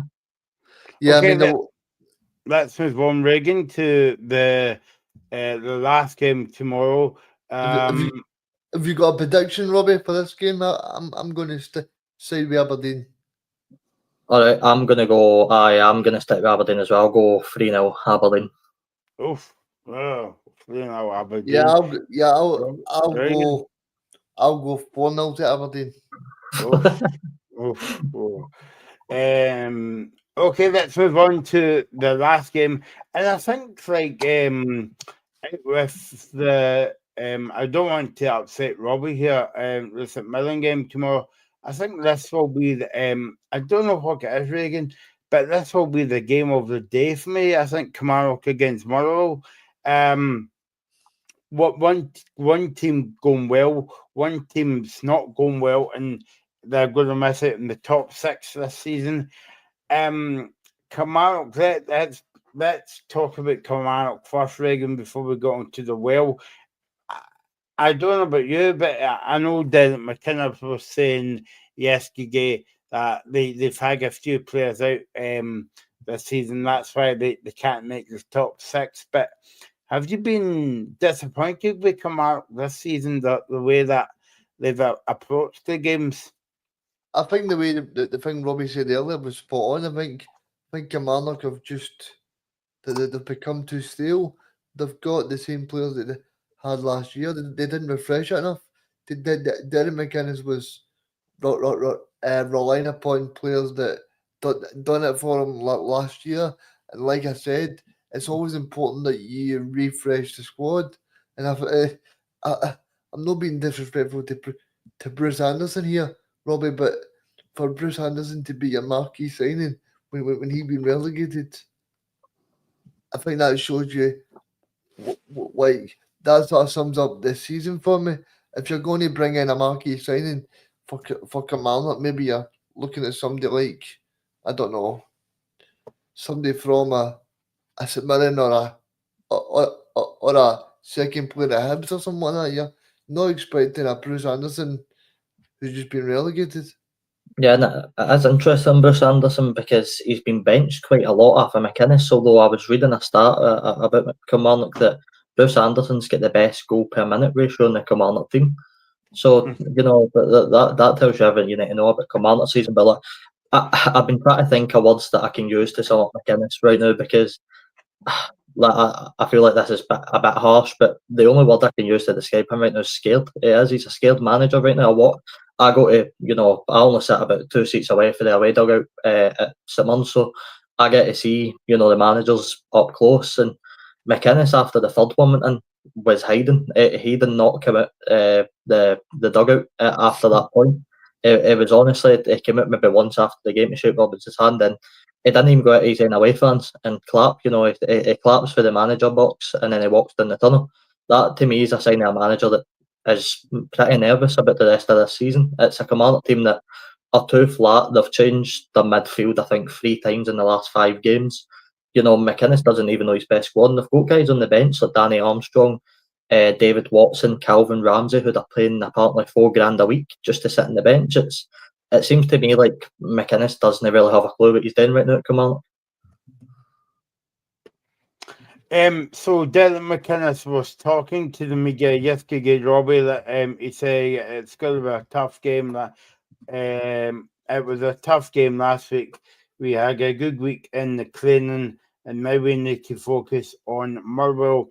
And I know 9 times out of 10, managers say that they've got they've had a good week in training. But I mean, if you're a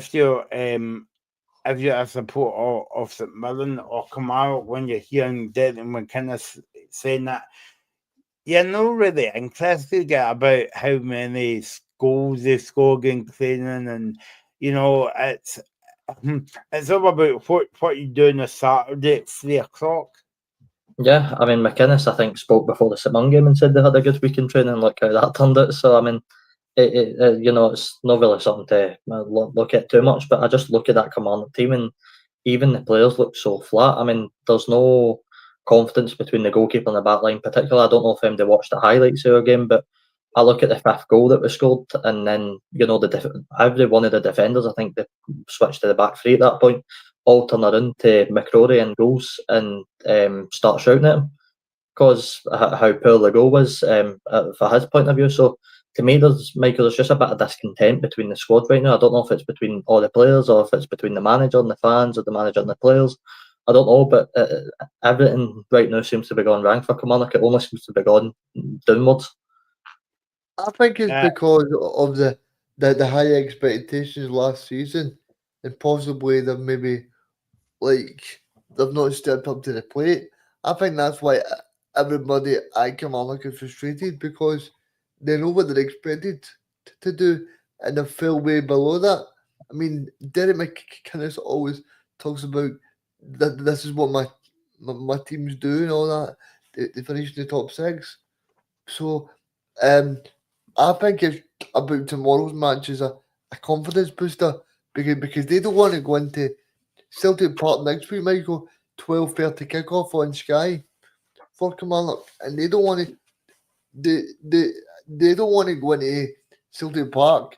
Look by losing 5 goals to a St Mirren side who are playing very well at the moment. Fair enough, but then following up by a home game against Motherwell, I mean their confidence would be absolutely shattered if they done that. And then to go to Celtic Park, I mean, you might as well just not turn up because the confidence would be so low for them. Reggie, sorry, Michael. Reggie, Yeah. I just don't see the point in having these guys like David Watson, who is one of the most rated, youth midfielders in the league. You've got Danny Armstrong. You've got a £4,000 per week Calvin Ramsey, and he's no bringing them on. He didn't bring Armstrong and Ramsey on against them. They're just sitting on the bench wasting away. You're playing a guy like Brad Lyons. Sorry, just quickly. You're playing a guy like Brad Lyons, who's notorious for playing in the midfield, and he's putting him at right wing back. That makes zero sense. I think there's been a bit of discontent at Kilmarnock for the start of the season. I'm not saying I've got any inside knowledge there, Michael, but I'm just saying that you look at people like Danny Armstrong. They wanted to leave. See about April to this time last year, everybody was getting ready for the Euros, and Danny Armstrong was at the top of everybody's list. Danny Armstrong, people like me were on the locker room saying potentially Danny Armstrong for Scotland, and he was getting asked about it. He was saying, "Well, I can play for Scotland and Northern Ireland and Ireland as well." So he was letting people know at that time, and it just shows you how quickly football can change. Robbie, I was saying to you about St Mirren, right, about how they overachieved. In terms of Kamara, do you think that's the opposite or underachieved?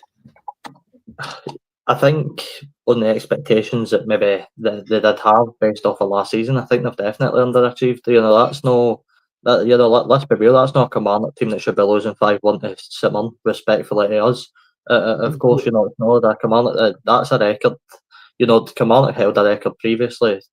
We couldn't beat them for the past 3 years. So it's just shown how difficult it was. But we made it look so easy. But on Kilmarnock, I mean, that's a group of players there that should be nowhere near a relegation battle. They are far too good for that. You've got players all over the pitch that are more than quality enough to be in the top 6. It's just been a very poor season, and the Kilmarnock fans have fully turned on McInnes now. I don't know if anybody's seen it online, but there's not one Kilmarnock fan I've seen that still backs him. For me, that's hard to believe because he's done a very good job over the past couple of years.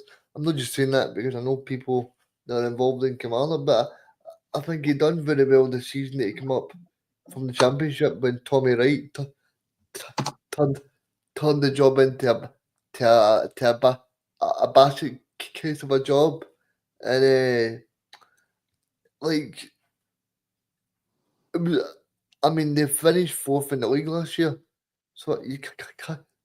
Well, of course, everybody's allowed a bad year. You just need to look at people like Ange Postecoglou and even a few of the other managers down south. I mean, it just shows you how fickle football fans really are. I mean, like this time last year, these managers were like doing really well. So it might just be a combination of things, Robbie, for me. Like, Regan, sorry, just to ask you on that point, it's interesting because remember Kilmarnock could only one spot off of the relegation playoffs. See, with the way I've watched Kilmarnock now, and I've managed to obviously watch them up close last week, with the way that squad is right now and the manager and the fans, them getting into the relegation playoff doesn't give me much hope that they could beat any of the championship teams that maybe in the promotion playoff. That I don't think Kilmarnock have that about them. I think especially against Ayr, because that'll be a tasty game, and you would think Ayr would fancy their chances. Yeah.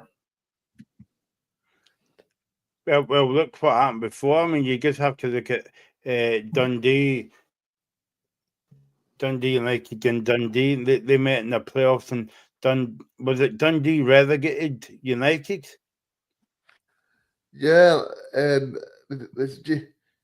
James McPake. He beat Kilmarnock in the playoffs as well. So yeah, I mean, there's been some great success stories about the playoffs.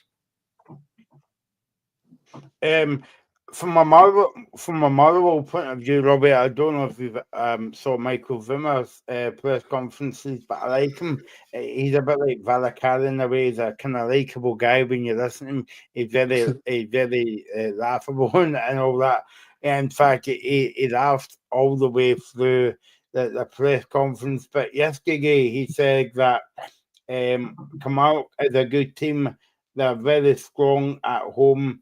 So it will be a very difficult game on the artificial surface. And the interesting thing, Robbie, is I know that we go on about the surface, right, down at Rugby Park. And he was asked yesterday, has he ever played on that surface? And his answer was no. So there you go then. I think your answer is like, get rid of the plastic parks, because I mean Michael Vimmer's been about for years, managing in various countries and whatnot, and they've never come up against a plastic park. Yeah, I mean, not to talk down, Scottish football too much, but it does just show you, what we still need to do in terms of stuff like plastic pitches. That's in our top flight in Scotland. Vima, I think, is managed in the second division in Germany, and they don't even have plastic pitches down there. So I think that just shows you. But like on Motherwell, I mean, Vima, he seems a likeable guy, but I honestly could not tell you what this Motherwell team's all about just based off the results. It's so up and down for them. They started off well, that win at Ibrox. Then they play us, they get a 2-0 draw at home, and then they lose 4-1 to Aberdeen. It's so up and down. Honestly, I do not know what to make of Vima so far. I think it definitely is different to Kettlewell. But honestly, I don't know what I'm making of Vima's reign so far. Regan, what about you? Yeah, I mean, it's been a bit up and down. I mean, he got a very famous win at Ibrox. And even his captain, Andy Harley, said that he enjoyed the style of play. But I think in terms of Brimmer, I mean, he's somebody that tries to play football the right way. And I'm kind of buying into him. But it'll be interesting to see after a few games whether the Motherwell fans are being negative again. Because it was only a few weeks ago, Michael, they were called a negative fan base. So it'll be interesting to see if they turn on another manager. So I'm afraid to say that the sub-sport has been held up, Robbie, and Reagan is going to come off, but nobody's going to come on. And because they are a brilliant football team. Will still win the game anyway. With 2 men, So so thanks to Reagan. We'll talk to Reagan again on Thursday night for the Rangers game. But yeah, I mean, it's kind of like a weird situation at Motherwell, isn't it, Robbie? Because when you look at Stuart Kettlewell, you're like, well, he left because they weren't playing well and they weren't getting the results. But I think for me, it was the total opposite. He was getting the results, and they was doing well for Motherwell, but the fans kind of like let him down. Yeah, I think the main reason he probably left, and I think he said in various interviews since leaving Motherwell, it was that disconnect between him and the fans. This wasn't just a case of he was getting booed after games. This was a case of his family were getting threats, which, if we should never see in football, that should absolutely never happen to anyone. So that was obviously the reason he left. But Motherwell fans cannot turn on Dreamer this quickly. It's far too early. You've got a guy in that has barely even had a chance to make any transfers. You need to at least give him a summer before you can make proper judgment to get his own players in. And it's going to be interesting because Motherwell are not getting relegated and they're still in with a shot at the top 6. So, it can change so quickly. If Motherwell don't get top 6 but finish 7th or 8th, then it's still a very good season for Motherwell. I always like to compare them to us. They're very much the team that, if they get into the top 6, well done. You've overachieved a bit, but if you're mid-table, then that's still a very good season for you. Okay, let's move into the Championship then. There is some games on this weekend. Not any games tonight, Robbie. Of course, the Scotland's women's team's in action. Big game this weekend. Airdrie, Packet Thistle. The Pars, Glenfermant against Hamilton. Falkirk against Morton. Livingston against Queen's Park. Obviously, there's big news coming out of Queen's Park today, Robbie. I don't know if you saw it. We'll talk to you about that in a minute. And then Raith Rovers against Ayr United as well. So, what's your pick of the games there, Robbie? To be honest, I'd probably pick. I'm probably going to pick Partick Thistle mainly because I like the story. They're away to Airdrie, who we know's not had a great season, but that's a manager that I'm forward for. Well, I don't know who it officially went to. I think it was Mark Wilson, although obviously Brian Graham's the main manager. But look, you've got a whole array of games there. You've got Livingston, Queen's Park. Who knows? Queen's Park might lose another 5 goals. It's happened in the last 2 games. I think I'm also interested in Dunfermline, Hamilton. We all know the Neil Lennon story, but I just find that Victor Wanyama story even funnier. Obviously, we don't. I did manage to see it. Yeah, that was quite funny. Yeah. Welcome back to football. Every game in the Championship's good right at the moment because every game means something to each club. So it'll be interesting to see how it shapes up over the weekend. And also, you had the manager of the month, or should I say, the 2 managers of the month, joint manager Mal Wilson and Brian Graham at Packet Thistle. Because you couldn't give one without the other one. You know what I mean? And as well, I just wanted to get your reaction to this story, Robbie. I don't know if you saw it. It's involving Queen's Park.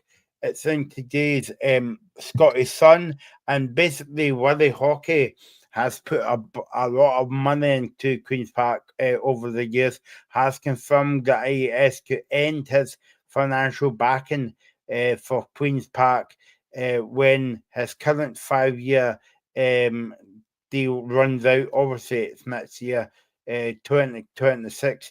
But the businessman has promised he will not leave the Scottish champion club in turmoil. So, even though it's next year, Robbie, it's got a bit of a blow to Queen's Park because, they've already lost their manager, Callum Davison, who, I don't know about you, but I thought that was a bonkers thing because I thought he'd done after beating Rangers in the Scottish Cup, and then running Aberdeen close as well, and you had that news today about Willie Hockey. Yeah, I mean, it seems to be going from bad to worse for Queen's Park. Obviously losing Davison, which, Michael, you took the words right out of my mouth. I was also going to describe it as bonkers. I cannot believe they sacked him. That's such an experienced guy there. That's he's won a cup double in this country. It's it's unheard of for a manager outside the Rangers and Celtic to do that. So it was a bit of a mental decision. On that news, I also read somewhere that they're planning on facing life without a youth team as well. And the I don't know if there's any truth to that. I think I read that earlier on X, but if that to be true, then look, it'll be interesting to see how they go. And obviously, the owners said that they're not going to leave him in turmoil. But simply, sorry, Mike, on you go. No, I'm just catching up on what you're saying because I'm actually rigging it here. Queen's Park, I could start their youth league academy, leaving more than 200 players and coaches without a slot next season. We done a show a few weeks ago, and if you haven't saw it, go back and watch it. We done a full show on youth football. But Robbie, I mean, I don't know about you, but that's another bonkers decision as well. Yeah, it wasn't long ago, as you said, we spoke on the show about youth football and how it needs to improve. Well, that's that's not only just a blow to the 200 people who are, I'm sorry to say, are going to be, without a sort of club going forward. Hopefully they can come to some sort of arrangement to try and get them back into coaching and playing and whatever that may be, because it's no nice to see, but that isn't just bad for Queen's Park, that's bad for all Scottish football. That now leaves, that leaves another example of the poor youth recruitment and the poor youth leagues that are being run in our country. It's not going well right now at all. There's a lot that needs to be done, but just on the Partick Thistle owner, I mean, it simply cannot leave them in turmoil, because we've seen two clubs in the top four leagues this season go in. Well, Inverness are still trying to be saved, and obviously the unfortunate news with Dumbarton. We simply cannot have a third club in our top four professional divisions going bust at any point. That sends a really bad name to Scottish football for any future TV deals or any future owners or investors. It's a really bad message to put across in general. It doesn't just hurt the clubs, it hurts the whole leagues as well. So let's hope Queen's Park won't be another one of these clubs that go through some financial troubles, because it's never nice to see.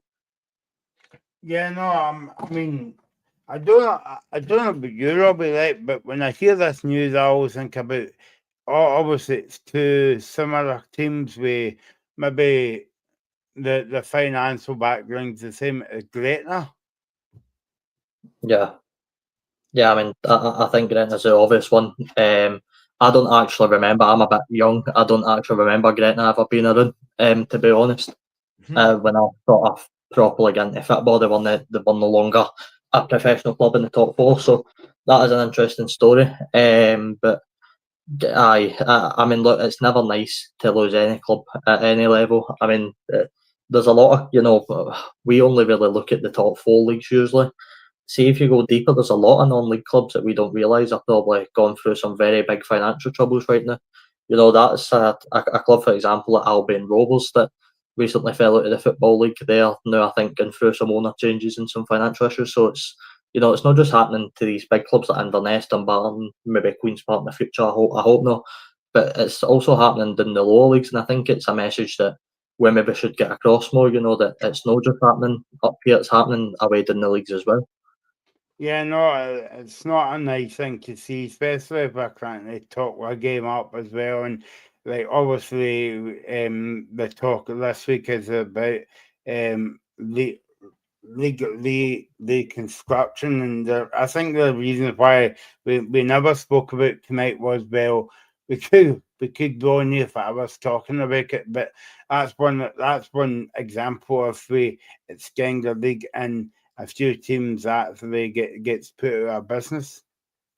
Yeah, I mean, as much as we also want, and look, we'll no dive too into it, obviously, but as you said, we could spend hours on it. If people want a bigger league, it doesn't that can help some teams, but it can also ruin some teams. If teams are getting put up places, as if 2 teams for the Highland League come into the top 4 sooner than they maybe like and go straight back down, that can ruin a club. But you've got to think about all these things. I feel like some fans maybe just think too much about ourselves at times. Maybe the top 4 think about ourselves too much in a way that we're not thinking about the repercussions of somebody like a Breton coming back into the league and then getting relegated. That it's real possibilities that can happen. So I think on the whole league reconstruction thing, I'm glad we're not going down to the 10 teams. I mean, look, the managers of the respective clubs in the SPFL made that very clear that they didn't want to see it. So I don't think it was ever going to happen. But I think if we're thinking about going upwards, we need to just think of the repercussions of some of the lower teams. No, exactly, and I think as well that it's all right for the big clubs because they're fine. They're financially stable. I'm talking about Celtic and Rangers, and maybe I don't know where St Mirren would sit in that. Maybe the middle part of it or whatever. But the clubs would need to start supporting each other. If obviously Queen's Park's coming out like that as well, and it's not that. It's like turning okay, they're volunteers as well, because I would imagine they don't get paid well at Queen's Park. Maybe travel expenses and whatever. But I mean, that's their kind of livelihood. That's what they look forward to, and obviously, we always talk about kind of mental health and all that as well. I mean, that helps people's mental health to go out to play football, to meet new people. But because that you're taking that away from Queen's Park. Yeah, I mean, like, first of all, on my club, I mean, like, if the leagues ever get expanded, we wouldn't have any trouble. I don't think anyway. I'd hope no. I think we're in that sort of middle ground, as you said. But on the Queen's Park situation, you're right. Even if it is, I think I read somewhere about the women team potentially getting axed as well. If that was to be the case, this isn't just about people being paid. This is about the volunteers that are doing the work, and the sort of youth team, the Queen's Park youth team, 200 people. That's volunteers that we speak about mental health all the time. That's them getting out to go and enjoy something for a bit that they don't get a day often. Whether it be once, twice, 3 times a week, that's big for them to get out and be able to go and do what they love, because anything else in life can be so draining. It's why we love watching football. It's that that Saturday 3 o'clock getting to sit down and watch a game. That's your 90 minutes of freedom. You don't need to think about anything else. You don't need to think about your work or anything like that. You can sit down and enjoy yourself. So it is, it's much more than just people losing their jobs or volunteer roles. It's people's mental health as well, as you said. Okay, let's move on. Only 5 minutes to go, Robbie. So I guess I would mention this before we go. Scotland is in action tonight. The women's team, it's in Nations League A.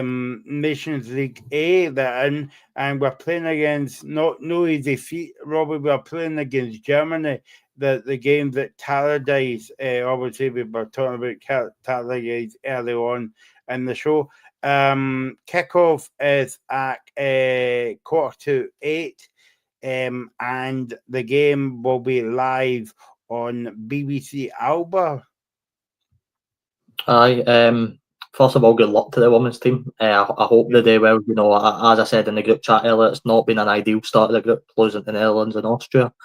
Now they're facing arguably the toughest team in the group. I think Germany are ranked 3rd in the women's rankings, so this is not going to be an easy game for Scotland. But we're at home, Tannadice, as we say, we can bring the pitch into effect. It's not exactly, it's not a perfect pitch at Tannadice, although it is very good compared to the rivals just down the road. It's not perfect, so maybe we can make it difficult for Germany and try and get a win. But look, good luck to the Scotland women's. I hope they get the win. I hope so.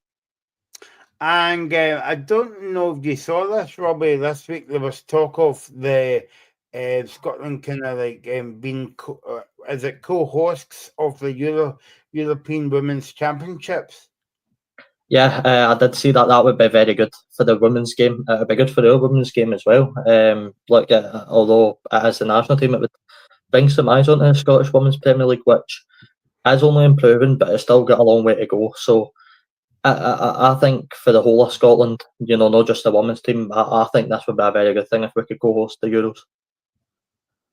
Yeah, no, I'll put Scottish football, certainly the women's side, on the map even more, and hopefully that if that happens, that we'll have a better TV deal, because I know that Sky always, I think, I can't remember how many games that they were showing this season, but it wasn't really enough to promote the women's game. But if Scotland was successful to hold it, then it would put Scottish football on the map even more. Yeah, I mean, look, with Sky and particularly the women's game, I mean, you only get so much off of Sky. Obviously, we have the Sky Sports Women's Cup, which is good for them, to have that recognition. But in the actual Women's Premiership itself, it's, you get a game here and there in the Women's Premiership. There's not enough coverage, I think, overall. And just in Scottish football in general, I look at the men's teams and, on Sky in particular, we maybe get one game a week. You get your Celtic and Rangers away trips. That's usually your Sky game. Then, I don't know if you've ever seen, Michael, the Scottish Premiership roundup that they do, but it's on and it maybe lasts, I think it's only about 15 minutes. And that, to me, isn't enough coverage on our game. We deserve more than 15 minutes on the game. So it'd be nice to see that upgraded for the men's and women's side.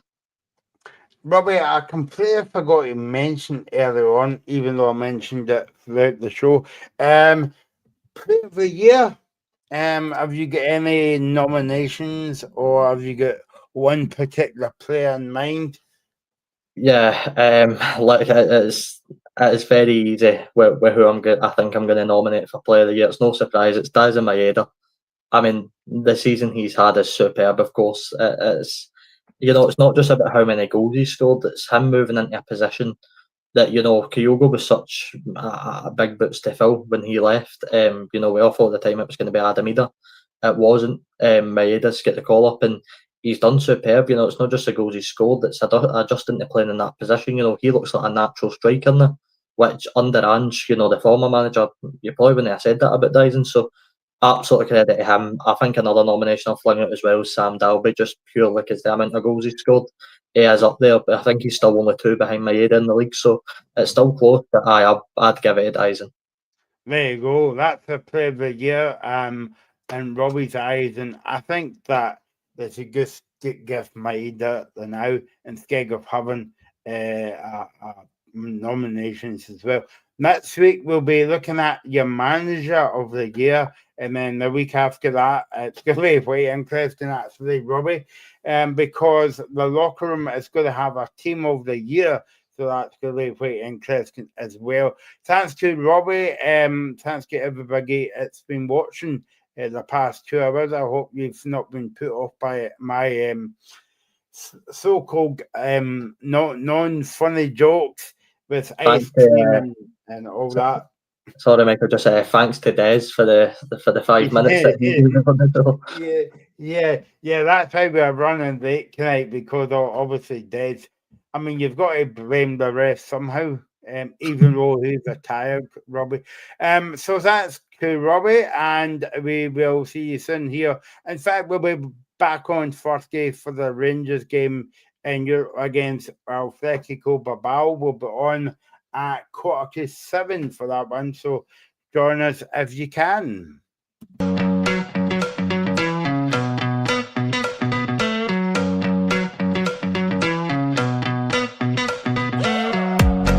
The Locker Room, with all the sports news you need, live